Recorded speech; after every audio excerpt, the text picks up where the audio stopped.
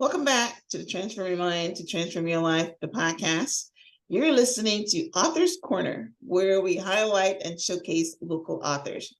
Today, I am speaking to Danny M. Gray, author of The Lingering Horrors of the Past. And Danny and I are going to be talking today on the topic, why our past lives sometimes catches up with us. You know, Danny's book is a story of, someone trying to, run and change their identity and things catch up with them. And I thought it was a stimulating, conversation that we can have and glean some, life truths from this fictional story. So welcome, Danny. Thank you. Thank you so much. Thank you for having me. You're very welcome. All right. So let me give you guys a brief introduction. Danny M. Gray is a distinguished writer and actor known for his masterful storytelling and creative prowess. With a rich background and a passion for storytelling, Danny draws inspiration from remarkable people and experiences that have shaped his life's journey. As a proud native of Maple Hill, North Carolina, Danny finds solace and inspiration in his hometown, where he often returns to connect with family and reflect on what truly matters. His creativity knows no bounds, allowing him to craft compelling narratives that captivate audiences. With a distinguished military career behind him, Danny brings dedication and commitment to everything he does. Through his writing and acting, he aims to inspire others and showcase the boundless possibilities of life. Danny currently resides in the vibrant suburbs of Atlanta, where he continues to pursue his dreams of becoming a renowned writer and actor. Awesome. Well, Danny, as we were talking before we pressed the record button, you have 4 books, very impressive. But Yes, today ma'am. we're going to be talking on your newest book, which is called The Lingering Horrors of the Past. And it delves into themes of past trauma and redemption. Can you discuss how these themes resonate with your own life experiences? What did you draw from for this book? I think that your past always plays a big role in your presence, right? And so I was fortunate enough to grow up in a strong neighborhood. And first, as you can see from the book, this is dedicated to all the men that have had some relationship with me and helped build who I am today. But as I journey back home and I start to reminisce on our growing up, how we were fitted in, the differences in the community, the people in the community, you always have those things that shape your life. And then if you allow your past to control your future, you can never be successful. And so when I look back at my past, although I've had a great child bringing, I've had some strong men and strong women in my life, I have traveled the world and I've seen people that have gone through a tremendous amount of pain.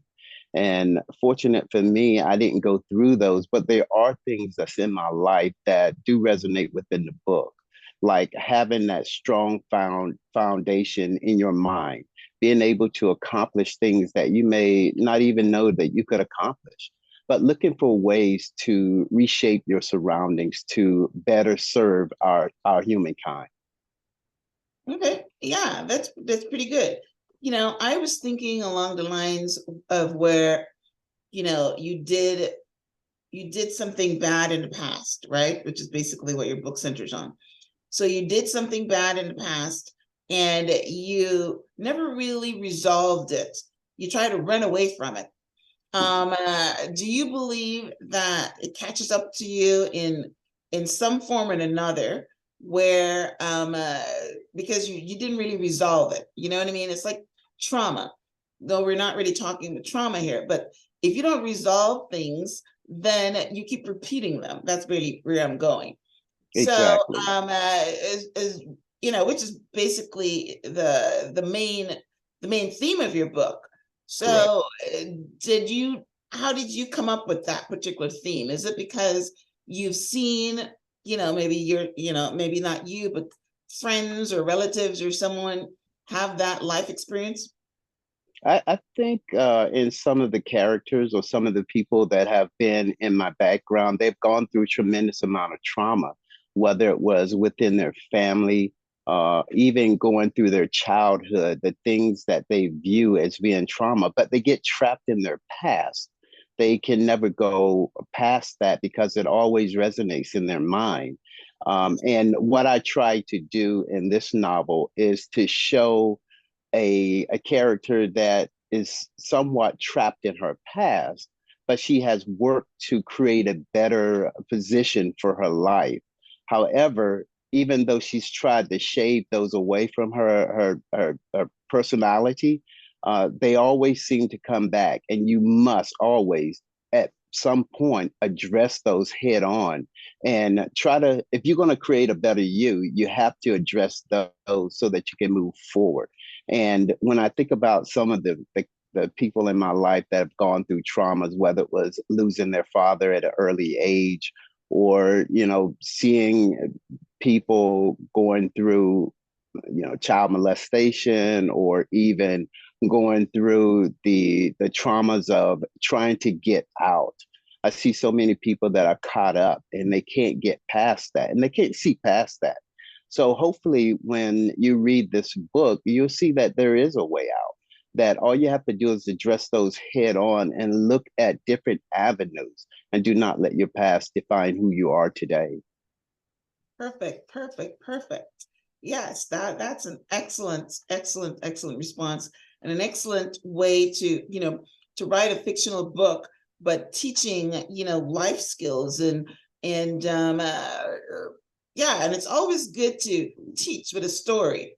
So Exactly. yeah, like a novel is like a great story that you can teach that way. But yes, which is basically why I asked the question, because yeah, you can run from your past, but there's a saying in our community, you can run from it, but it always catches up with you unless you Exactly. resolve it, unless you forgive the people that hurt you, or forgive yourself, or do some of those things. So it's interesting to see how you helped your main character reconcile with her past. Correct. Now, we were also talking before we pressed record about your military background. You started writing when you were stationed in I think you said Germany, where Yes, there's ma'am. nothing to do Yes, ma'am. other than go in, and you went into your mind and came up with books, which is a Yes. great thing to do. So, how do you believe that your military background shaped your storytelling style? Is that why you went to the horror genre? Because there's a lot of horrors in the war, and the war and military. How did that influence get into your books? I think a lot of people do not respect the military, and the military was a stepping stone for me. I went into the military for several selfish reasons, but there was 2 points in my military career that really stood out. One was I received a letter from my mother about 4 months after I had been stationed in Germany. And at that point, we didn't have the cell phones and everything. So her coming, sending that letter, it was an indication that, you haven't reached out, you haven't let us know that you're okay. And this bothers us. Please send me a letter to let me know that you're okay. That simple statement really changed the way I started to view things. And then my daughter, she was, when I left for Germany, I had not seen her until I got back about 3 years later on vacation. And it was very emotional for me because I realized I walked up to her and I talked to her mother and I said, I want to see Natasha. And my daughter came up to me and I said, do you know who I am? And she said, yeah, you're my dad. Oh, And it changed my whole outlook of the military. So one thing, that family is very important. And being in the military, I think you create that family. You create bonds with people that in many situations it's life or death, right? If you're in a certain situation, you're depending on this person to protect you just as well as they're expecting you to protect them. And I would sit on this bad Durkheim in Germany.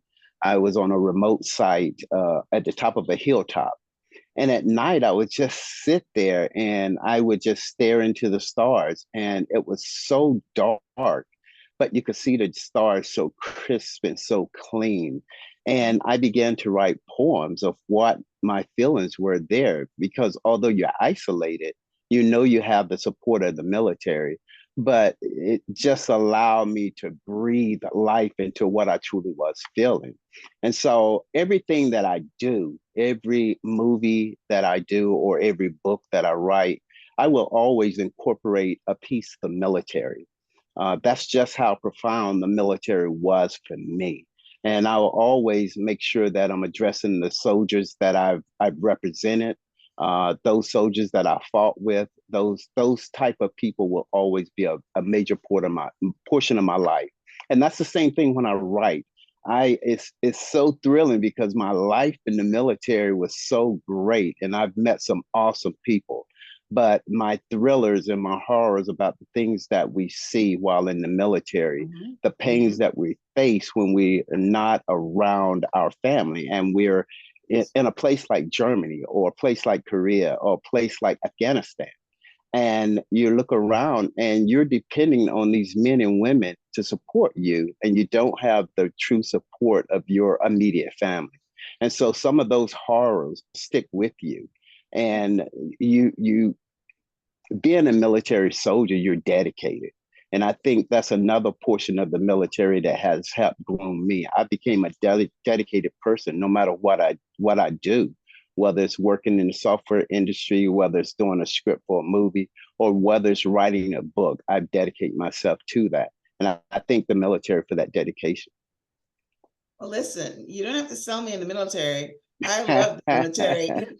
I think it changes a man. I mean, you can't go in there and come out the same way that you went in.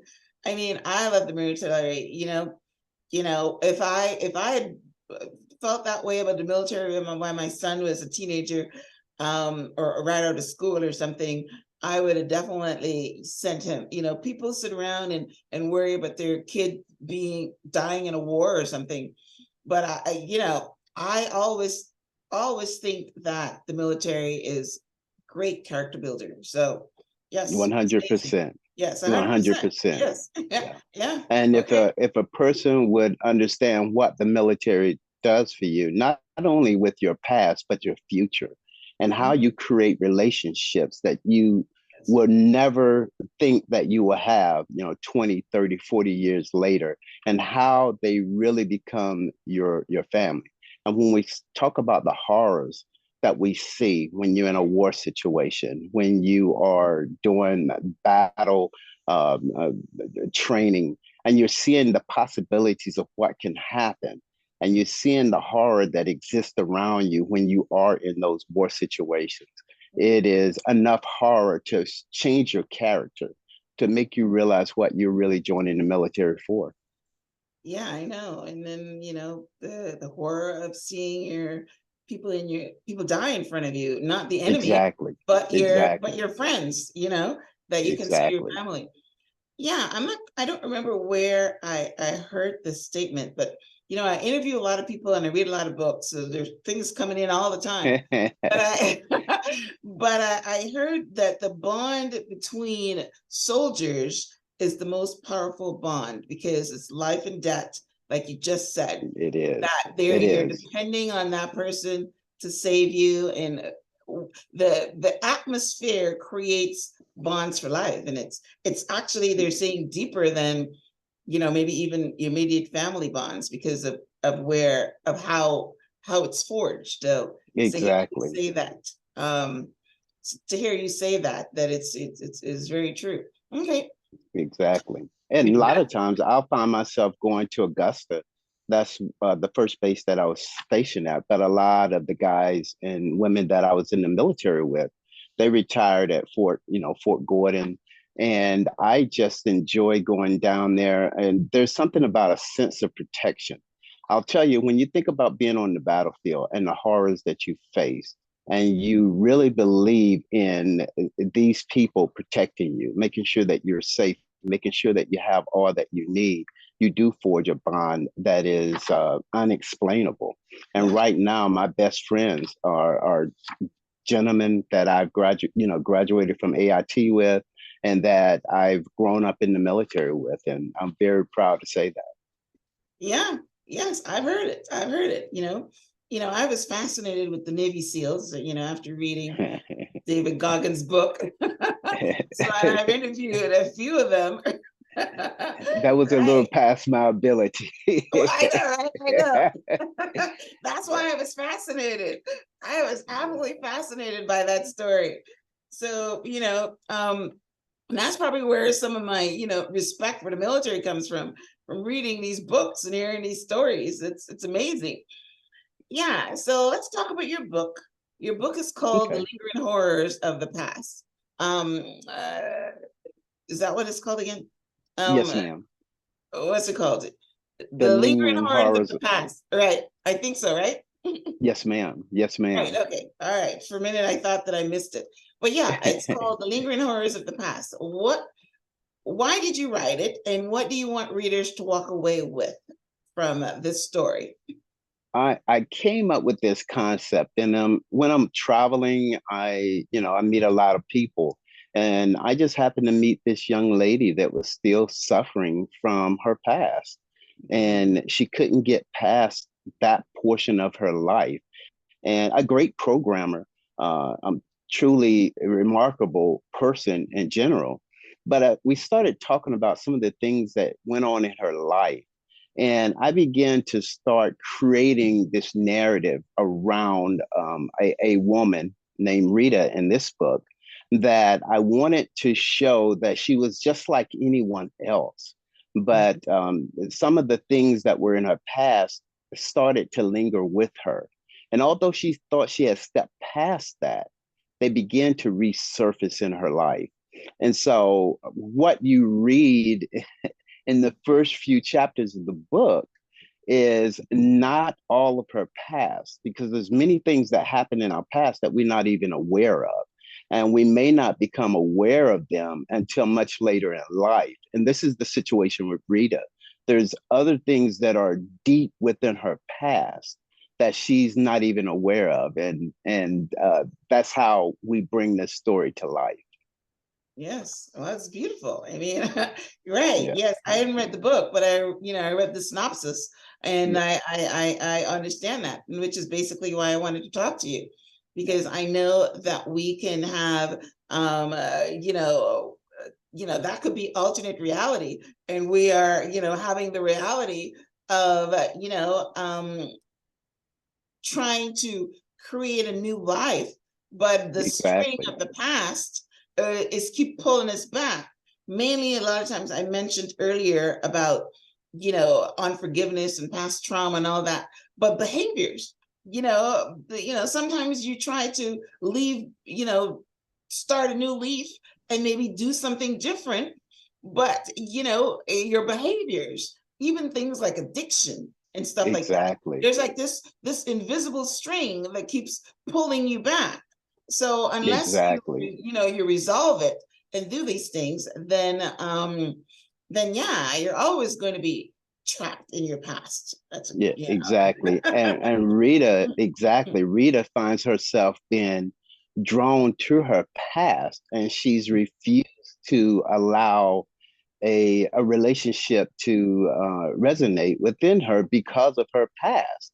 And she decides that at this point, she's going to face her past head on and get everything laid out on the table. And it's not until she starts delving deep into her spirit and the things that made her who she is that she realized that she's only touching the surface of her past. I love it. I love it. I love it. Very good book. Like if you're gonna write a fiction book, then yeah, make it relatable to, life. And that is spot on what really happens. It Right. is. Relationships, everything, Exactly. unless you deal with it, because you're showing up. as, you know, you're not really there, you know, Right. you're tied to that past. So that is beautiful. All right. So And a what do lot you of want people, readers? Okay. yeah, a lot of people do not realize Mhm. that the way they are is genuinely based on and the people, their past, how they were raised, how they grew up, the things that um, shaped who they are. They always think that they've stepped past that, but you have to be mindful and be willing to go deeper and understand how does your past really shape you and the horrors that come from your past. You can't love like we are taught to love if you're dealing with things that resonate from your past. You can't find a partnership or grow in a profession if you're still holding on to those things that happened in your past, the horrors of your past. And until you address those one on, head face to face, head up, and start to clear those. And you can't be as successful as the possibilities are, because possibilities are limited, but you have to, excuse me, unlimited, but you Mhm. have to make sure that you're standing in the presence of where you can be today. Yes, And so you true. ask what I want people to get away from this book. First Mhm. thing I started, one of the main reasons I started to write is I wanted to leave my nephews something that they will know that this is Uncle Danny. And if Uncle Danny can do this, I Mhm. can do this. Not necessarily writing or acting or being a software manager or anything like that, but they can see that the possibilities are there for them as well. And so when you read this book, I want the readers to take hope to the character of Rita and understand why is she in the position that she's in, and then walk with her through this journey and see that she can step out of her past by addressing it head on. But I want readers to look at this and say, hey, I may have a past that's holding me back. And if Mhm. she can do this, I can do this. I don't Good. care what the problem may be, but if she can do it, and they can see herself in her, maybe not the same background, maybe not the same issues, but if they can recognize that we do have an issue here, and I have an issue, and I need to begin to address those in my life if I'm gonna be successful. There's two things that I dedicated to this book, or to any book that I write. And I touched on a piece of it, but I think this is very profound and very important. One of my main things that I come from a loving community in Maple Hill, North Carolina. And we had 4 or 5 churches in our community. Each week we spent time at the various churches. This Sunday it may be an AME, this Sunday it may be a Baptist. But each Sunday we went to these different churches and we celebrated. And so I always put a poem inside every book. It's not so religious that you can't read it and understand it, but I think we all pray at some level. So I always put a prayer in every one of my books. And then the second thing is I always put because of you. I was fortunate in my life to find a lady that truly believed in me and never put any obstacles in front of me that will keep me from writing or acting. And she just made the pathway so easy for me. And so I have the statement in every book, every movie because of you.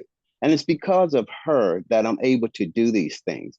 Sometimes we get with a partner and they don't want you to do something or they don't want to help you.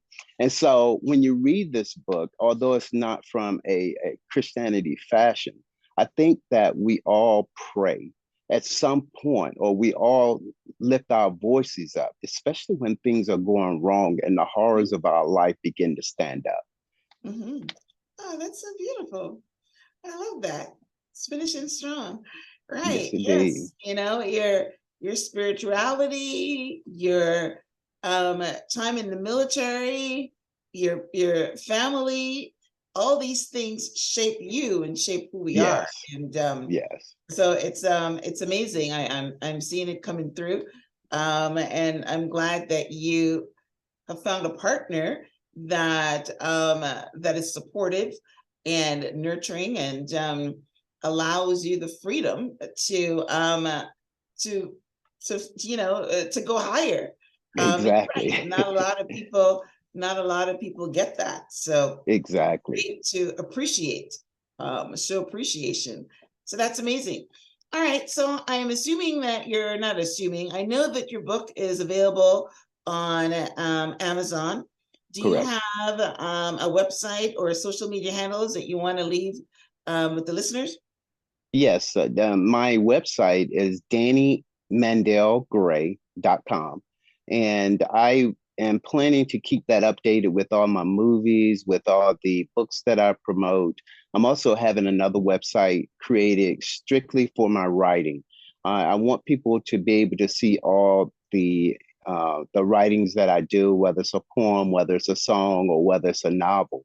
That's in the process of being developed now. So you can always go to DannyMandelGray.com and you can find my latest projects. But I'm also on Facebook, I'm on Instagram, I'm on Twitter. So my book is being promoted there. Other pieces of work that I'm doing is being promoted there as well.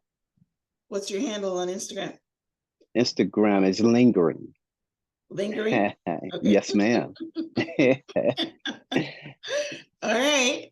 So that's amazing. All right. Well, listen, Danny, I really enjoyed our conversation. Thank you for being on the show, and I'm honored to highlight your work. And yes, guys, go pick up a copy of Danny's book, The Lingering Horrors of the Past. I will Yes, yes, have a link. I would have a link to his website on the show page. So you can definitely head over there and, see his work, or even, Google his name and, exactly. and see his books and pick up, a copy of his books, because it sounds like, his books are, even though they're fiction, they have a message. They have a message that would Exactly. help you in your life. Right. All right. So any last words, Danny, before we wrap up? No, I think I welcome this opportunity. So thank you for having me. If anybody have any questions, please feel free to reach out to me. I am a man that believes in helping, and that comes strongly from my military background. So if there's something you're trying to do, I make myself available. I will always take time for you, but please support, Yes. and support. Yes, of course. Yes, we definitely need to support, which is basically what I'm doing here with this Exactly. segment of Authors Corner, highlight and showcase our local authors and offer encouragement. And yes, sell a few books at the same time too, right? Exactly. Yes, ma'am. Yes. All right, guys. Well, listen, thanks for tuning in to this week's episode of Authors Corner. If you're watching this on YouTube, like Danny says, he definitely would love for you to reach out to him if you have a question, leave a comment, head over to his website, and you can get in touch with him on the social media. I'll have links as well to his social media pages on the show page. Thank you guys for tuning in. Thank you, Danny, for being on the show. Until Thank next you. time, namaste.